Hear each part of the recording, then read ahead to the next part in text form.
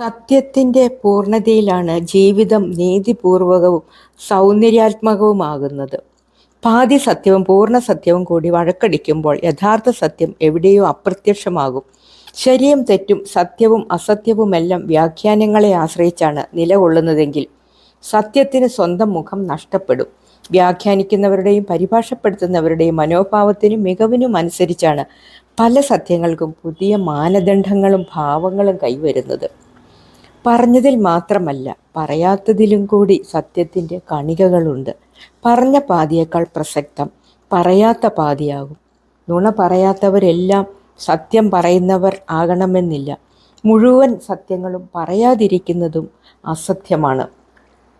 അസത്യത്തിന് കൂട്ടുനിൽക്കുന്നവർ സത്യം പറഞ്ഞാലും അത് സത്യമാണെന്ന് വിചാരിക്കാൻ നമുക്ക് കഴിയില്ല. തെറ്റ് ചെയ്യുന്നതിന് ഒപ്പം തന്നെ തെറ്റ് കുറ്റകരമാണ് തെറ്റിന് കൂട്ടുനിൽക്കുന്നതും.